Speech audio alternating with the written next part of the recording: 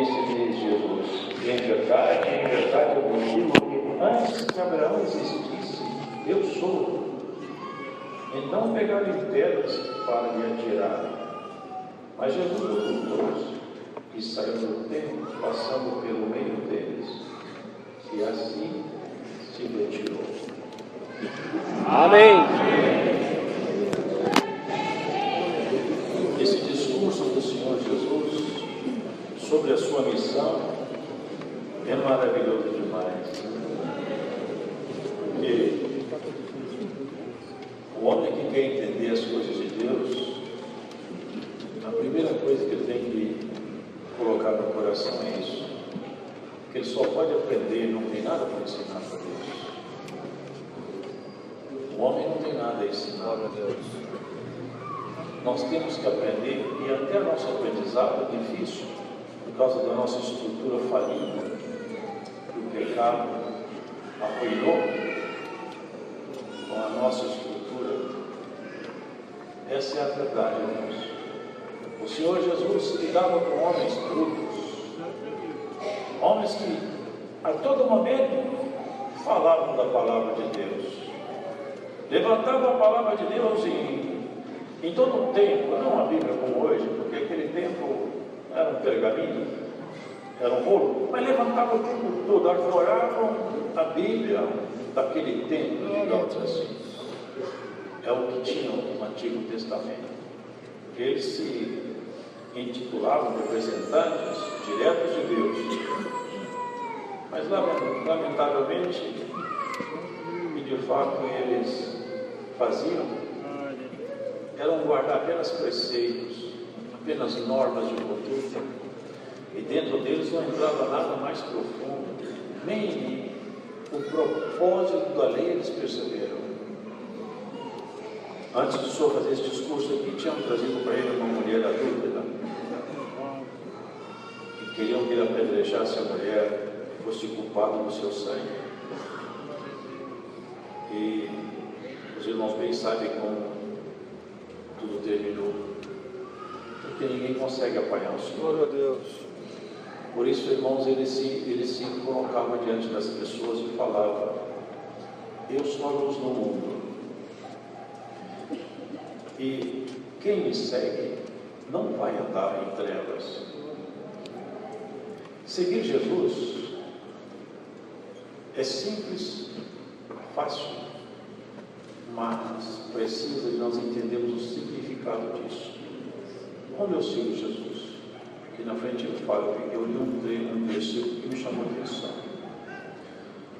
Está aqui. Mas fala assim, em outras palavras. Aqui, ó, se vós permanecerdes na minha palavra, verdadeiramente sereis meus discípulos. Seguir Jesus Cristo é permanecer na palavra dele. Isto é, praticar as obras que a palavra recomenda. Porque se eu não tenho a obra que a palavra aponta para eu ter, eu não sigo Jesus. Portanto, eu não estou andando em luz, eu estou andando em trevas.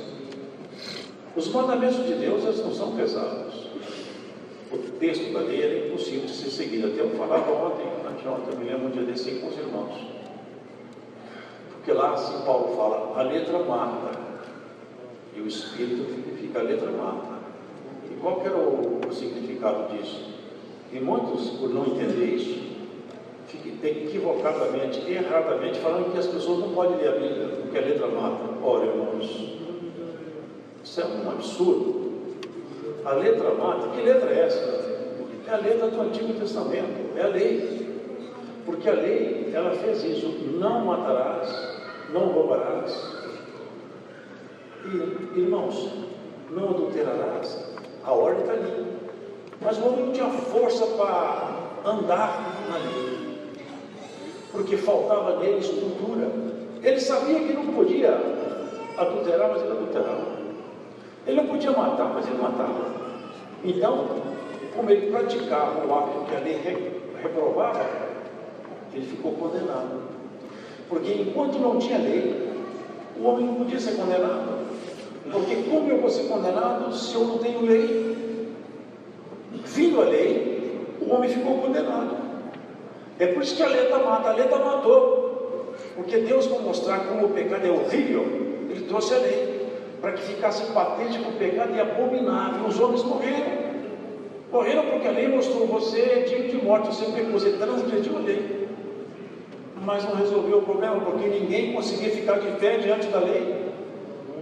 Por isso que o Senhor Jesus veio trazendo a graça.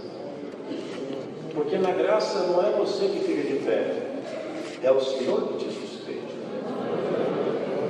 Não é a sua brilhante estrutura que faz você caminhar, é o poder de Jesus Cristo que te põe a caminho. Não é? Não são os seus belos olhos, não é a sua inteligência, é o Senhor Jesus. Essa figura central de nossa história, e a figura central até da glória eterna, porque até lá na glória, a mais absoluta glória, esse nome é respeitado de canto a canto. Quando o Senhor fala, nem um querubim abre a boca, nem um serafim pronuncia uma palavra sequer. Quando o Senhor começa a falar, toda a corte celestial fica em silêncio. Ele fala por todos lá em cima e fala por você aqui embaixo. Por isso que lá no Apocalipse fala: a sua voz é como voz de muitas águas. Águas representa tribos, nações, povos, línguas. Então, a voz sua está representada em Cristo, o supremo representante da sua vida. Que coisa maravilhosa, né? Se você tem um caso difícil demais, o alto comando do céu ouve quem dá ordens falar a teu respeito. Ele é que pode dar a palavra final em toda questão que envolver os conflitos da sua vida. Bom testemunho aí que a irmã curou de câncer, luto, curso. Deus, Ele, para criar uma galáxia e tirar um câncer, Ele não tem a mínima dificuldade. Não tem nada que seja muito grandioso para Deus, nem muito pequeno, porque até as bactérias e os vírus que são completamente invisíveis a olho desarmado, precisa de uma microscopia eletrônica para achar os bichinhos danados lá. Foi Deus que criou tudo isso aí, né? A organização de Deus é maravilhosa. Por isso, irmãos, que Ele é a luz do mundo, Ele tem que ser a tua luz. Você tem que entender isso. Você só anda em Deus se você guardar a palavra de Jesus Cristo. Não adianta, irmão. Ninguém pode ser amigo de Deus e amigo do mundo. Ninguém pode falar: eu sou muito amigo de Deus, mas é amigo do mundo. Não tem, é impossível. É como alguém que faz uma oração e fala: o céu para escutar essa oração, daqui a pouco ele fala mal de um, fala um palavrão. Será que é possível isso? Se você for lá no lago, no rio, você tirar água, a água é doce. Se você for no mar, a água é salgada. Até as águas doces que caem no mar ficam salgadas também. De cada fonte vem um tipo de água. E o Senhor falou para aquela mulher, vocês lembram? Ah, mulher, se você conhecesse o dom de Deus, isso ele falava de Cristo, se vocês conhecessem o presente que Deus deu para os homens, sou eu mesmo. Glória a Deus. Você pediu uma água, você tem uma água viva em você que nunca mais ia ter sede. Esse é o Espírito que está em você, está em nós. É a água viva. Por isso que você anda na luz. Você tem que viver sempre na luz. Tudo que você fizer, você tem que pautar a sua ação com a palavra. Se houve conflito, você tem que entrar e consertar. É assim que nós viramos homens de Deus. É assim que nós vamos expressar nosso amor por Deus. Porque não adianta eu falar. Se eu falar para minha esposa, ela está ali no banco: eu te amo. Mas eu chego em casa, eu bato nela. Eu posso falar 24 horas que eu amo ela. Se eu bater nela, a minha ação desmascara minhas palavras. Não adianta. Eu posso falar o que for, minhas ações revelam o sentimento que está escondido em mim. As nossas ações, elas têm que ser direcionadas por esse sentimento de eternidade. E quando ele expunha isso, irmãos, os fariseus tomaram um sentimento estranho, porque até hoje é assim. Você pode ver, qualquer pessoa que quer servir a Deus, andar na verdade, ele é questionado em toda a esfera do seu relacionamento social. A todo momento tem alguém questionando ele. Perdoa falar isso, mas é uma verdade. Pastor, por onde tal tem avião. Quanto que o pastor você não está ganhando? São essas coisas aí.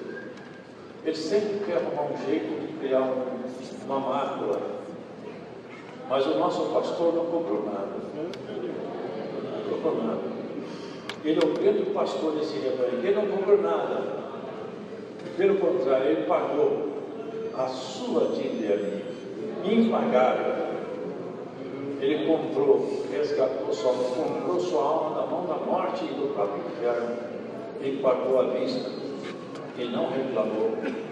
Quando o Senhor falou para ele assim: Pai, se for possível, afasta de mim esse cálice. Porque ele anteviu a maldição do pecado caindo sobre ele na cruz. E foi tão horrível que ele chegou a suar sangue. Ele falou: Pai, se for possível, passa de mim esse cálice, resolve essa questão do homem, mas não precisa que eu beber essa miséria toda em mim. Você não tem jeito, se você não beber, o homem vai para o inferno. Vocês podem ver que ele fala em seguida: seja feita a tua vontade. E seguiu avante. Ele pagou, né, irmãos? Nós não somos um povo interessado em dinheiro. Aqui o ministério não vive atrás de dinheiro.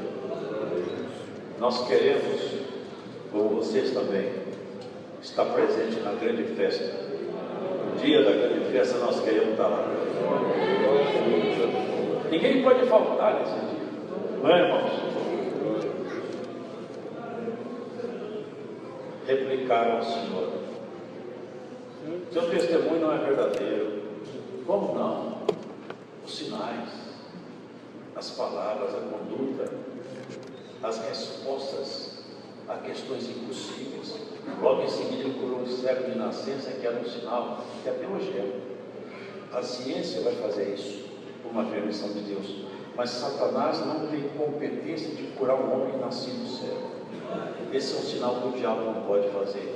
Foi reservado ao Filho de Deus. Esses sinais foram aos poucos aparecendo, e ele mostrava: notem que eu sou a luz, eu sou a luz. E ele falava: seu testemunho não é verdadeiro. E ele falava: bom,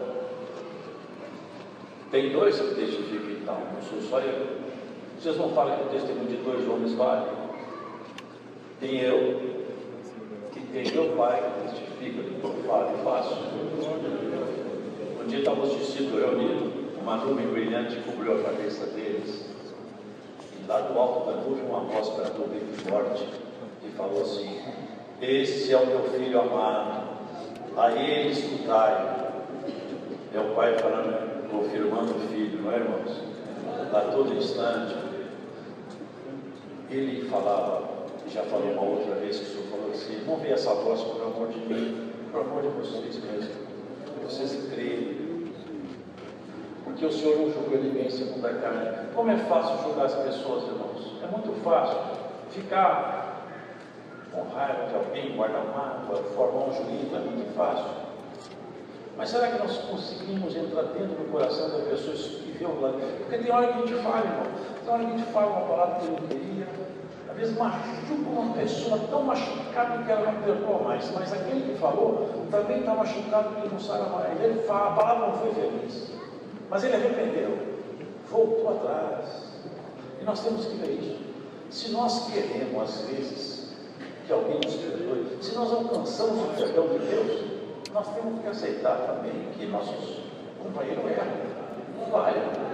E quando eles errarem, nós temos que falar: eu também erro, eu te perdoo, eu também estou precisando de perdão. Glória a Deus. Senão, irmão, nós começamos a ficar isolados, porque na medida que você fala assim, eu me perdoo, você tem o direito de se perdoar. Com a medida que você medir, com essa mesma medida, o seu primeiro você também. Se você puser na balança alguém, Na mesma balança que você colocou alguém, o Senhor vai te põe também. É difícil isso, né? Por isso que o cristianismo é luz. Nós não vamos pronunciar um juízo, nós ficamos no silêncio. Não, Senhor, me ajuda. Tem misericórdia de mim, porque eu vou perdoar, porque eu ando precisando de perdão também. Uma vez, Pedro perguntou para o Senhor: quantas vezes eu tenho que perdoar meu irmão? Eu acho que foi Pedro. 7 vezes?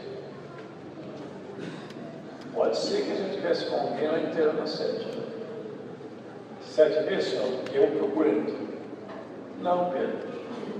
70 vezes 7. Então, isso é luz. Isso é mandamento da palavra. É assim que seria. É por isso que o casamento acaba. Acabou o casamento de um ano, por quê? Não anda após a palavra. Não gosto mais da minha mulher, não gosto mais. Não gosto mais do meu marido, não gosto mais. Por quê? Porque não cultivou o respeito, não cultivou o bom relacionamento. Nós temos que cultivar. Pega uma planta, põe ela no sol e não dá água não, deixa ela no sol lá. Você vai ver que em pouco tempo ela está seca e morta. Luz é isso. Casamento você tem que regar, tem que tratar bem, tem que cuidar. Não falar qualquer palavra que vem na sua boca. Tem marido que fala o que vem na boca dele. Chega em casa, ele quer ter uma mulher toda cheirosa, arrumadinha, fazendo tudo o que ele quer. Mas ele pisa, maltrata. Irmãos, a planta morre. A planta morre. Assim a esposa também. Você fala, Deus fala que é melhor morar numa choupana do que numa casa rica, onde tem uma mulher brinquedo. E homem brinquedo também, né, irmão? Tem luz. Às vezes você comer um arrozinho com alface, tem mais felicidade do que um caviar com lagosta aí numa casa onde está todo mundo brigando. Cultiva o amor da sua casa, cultiva o amor com seus filhos. Tem pai que fala: meu filho é um verdadeiro revoltado, minha filha só me faz sofrer. Mas, irmãos, adolescente tem crise, adolescente faz coisa errada demais, adolescente mete os pés pelas mãos, é mais atrapalhada. O dever de um pai e uma mãe é falar: meu filho, senta aqui comigo, paciência com ele, irmão, paciência com ela, irmão. Isso é luz, isso é palavra. Eu estou ensinando vocês. Agora, uma vez ele perguntou: por qual obra minha vocês querem me matar? Me mostre. Porque a obra do Senhor é essa, é muito boa. Ele disse: eu não vim julgar. Eu não vim julgar, mas um dia ele vai fazer juízo, mas não agora. Eu falo o que eu pedi do meu pai. Olha a petulância deles. Olha que palavra arrogante. Cadê seu pai? Cadê seu pai? Mas ele falou para aqueles discípulos dele: quem olha para mim e me enxerga, não aquele judeu, o homem, quem olha para mim e enxerga quem está em mim, que é o verbo eterno, que é meu pai também. Porque as minhas palavras, o meu jeito, mostra quem que eu sou. Olha o que ele fala aqui na frente, irmão, porque agora passou. Olha o que ele fala aqui na frente. Ele criou um conflito na cabeça daqueles fariseus. Eu não busco a minha glória, há quem a busca. Ele falava deles, que eles andavam com um vestido longo, sentavam nos primeiros bancos, e na rua eles falavam assim: Rabi, eles gostavam, mas não praticavam a justiça, irmão. Gostavam de ser chamado de mestre. O Senhor tem quem busque. Agora, olha o que ele fala: quem guardar a minha palavra. Olha a importância de guardar a palavra. Não é alguma coisa fanática que se repete numa mente para a pessoa ficar com a lavagem cerebral, não. A palavra de Deus, ela cala fundo no espírito do ser humano. Ela transforma até o ponto que você percebe a importância de Deus. Ele falava: quem guardar minha palavra nunca provará a morte. Claro que se conflitava, porque eles olhavam para o judeu, um homem nascido. Mas quem falava com eles era um Deus, incriado e infundado, autor de toda essa obra que está externa.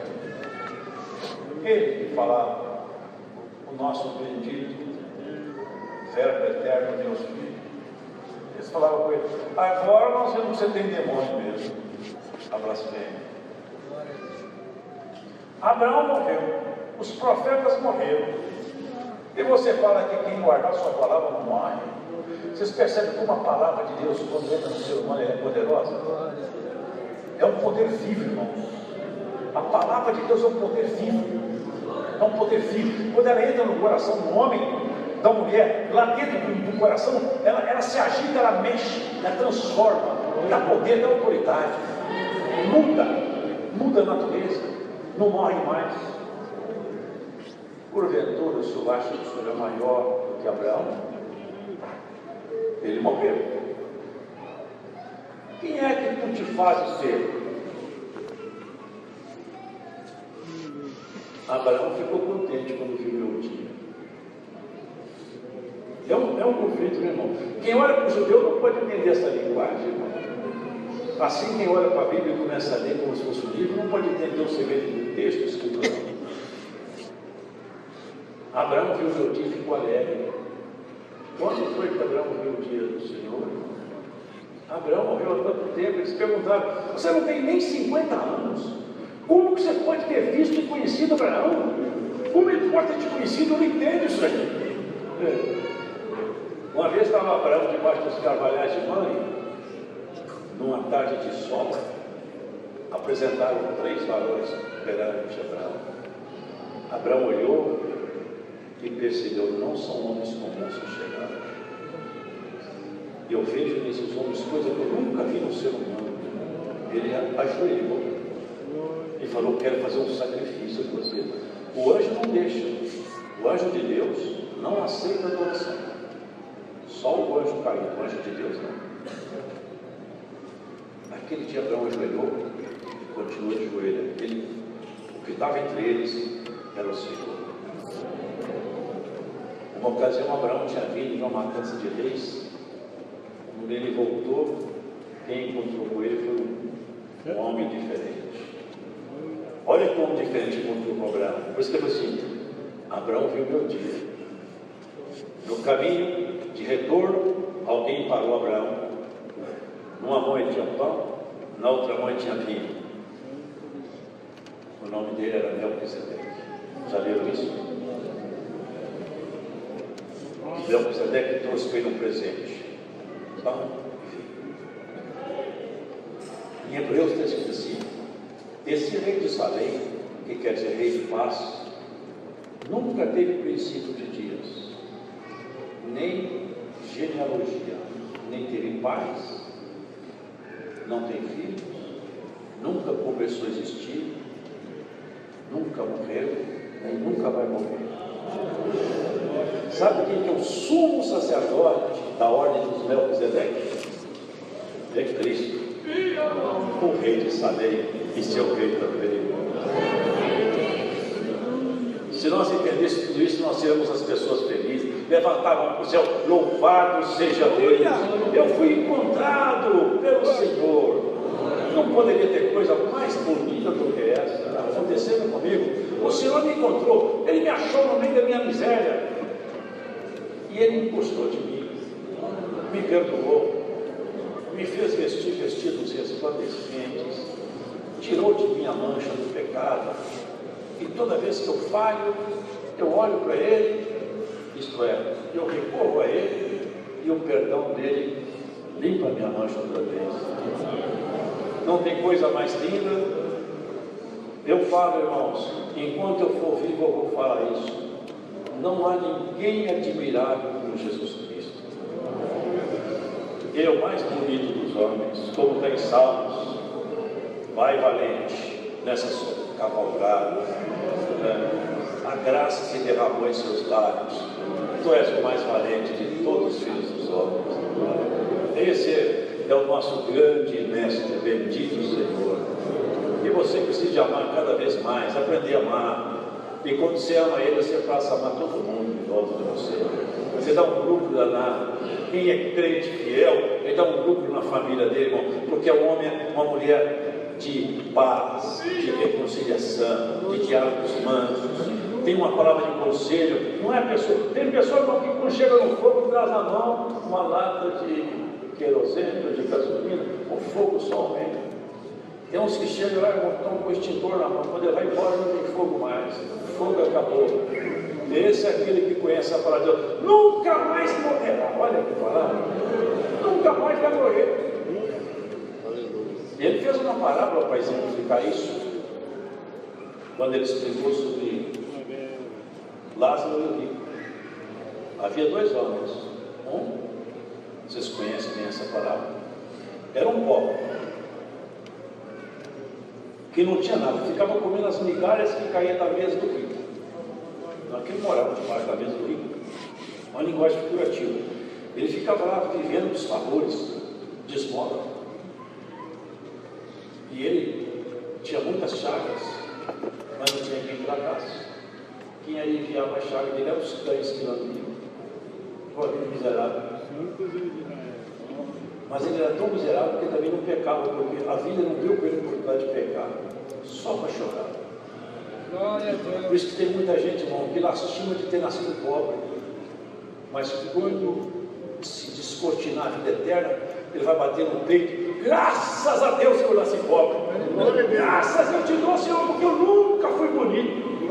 Vai ter um segredo disso aí, não os feios vão para o inferno, não isso, mas a facilidade do rico e do bonito perder o caminho é bem mais. Se você é mais fácil um camelo passar no fundo da agulha do que um rico entrar no céu. Por isso, irmãos, o caminho do Senhor é um caminho muito alto. Isaías fala, nem os doidos é esse caminho. Eu já vi irmão com deficiência mental e baba, a boca fica aberta, babando. Uma ocasião fui ter uma Santa Ceia, uma roça lá no setor de Viçosa. E na pregação da palavra, aquele moço que babava parou de babar e falava em língua. Mas como é que pode isso mesmo? Glória a Deus. Se a ele é deficiente mental, mas quando o Espírito de Deus manifesta a virtude, a deficiência dele sobe até a virtude de Deus. Nem os doidos é esse caminho aqui. Não precisa ser uma mente brilhante para ser amigo de Jesus, não. Não precisa ser uma bela mulher, nem um belo homem, não. Você pode rastejar a sua miséria aí, mas alguém te dá a mão e te ama, e um amor verdadeiro, santo, constante, permanente, amigo, fiel. Melquisedeque. Muitos ensinam que foi um rei mesmo, físico, mas aqui está bem claro, em Hebreus, esse aí nunca teve princípio de dias. Esse foi o que o Senhor falou. Ele teve comigo, ele teve com Josué também. Porque Cristo não começou a existir quando Maria gerou Jesus. Ele sempre existiu. Ele não tem princípio de dias, não. Jesus nasceu, mas Cristo, o Verbo eterno, vamos falar assim, o Deus Filho, o Verbo eterno, ele nunca começou a existir, não. Ele sempre existiu. Josué, uma ocasião, estava saindo de uma peleja, irmão, e encontrou um homem com a espada na mão. Ele perguntou, porque era muita gente, perguntou, você é do nosso lado ou você é dos inimigos nossos? Porque ele falava, se você for dos inimigos, eu desembanho minha espada também. Porque Josué era valente, não era homem de fugir de guerra. Você é dos nossos ou você é dos contra? Olha a resposta dele, eu não sou dos seus e também não sou dos contra. Eu venho como príncipe dos exércitos celestiais. Glória a Deus. José abaixou, se ajoelhou, adorou ele. Hoje, o príncipe, o rei, se apresenta diante de você e diz, não temas porque eu sou contigo. Glória a Deus. Eu vou te ajudar em todo o seu caminhar. Todos os caminhos são onde você passar, a mão de Deus te ajudará. Até quando nós estamos aí no desobediente, fazendo coisa que não devia, em fases más da nossa vida, o Senhor está lá, calma, que eu vou ajudar, calma, que eu vou consertá-la ainda tem jeito, calma, deixa comigo que ali na frente eu conserto ela, conserto ele. Ei, põe pode chegar, pode mandar embora, não adianta mais. O senhor fala assim, deixa comigo, eu tenho um jeito, ainda tem tempo. Eu tenho um amigo que passou um ônibus em cima dele, quadril, ele ficou 14 anos no hospital, teve 47 cirurgias. Eu lembro que ele contou, ele estava lá, o médico falou, amputa a perna, porque é impossível recuperar isso aí. Chega um outro médico e disse, não amputa, eu vou tentar mais. Ele não era crente, eu digo que ele virou crente, tipo assim, aquele médico que não deixou amputar a perna, fui eu que intervi aquele dia. Eu intervei em tudo, irmão. Assim o Senhor fez com você, irmão. O Senhor sempre esteve com você. Até quando você não era crente, Deus já estava te cuidando, você não se perder. Você acha que Ele vai te perder agora? Não vai não. Não tem vento que sopra tão forte que tira você da mão de Deus.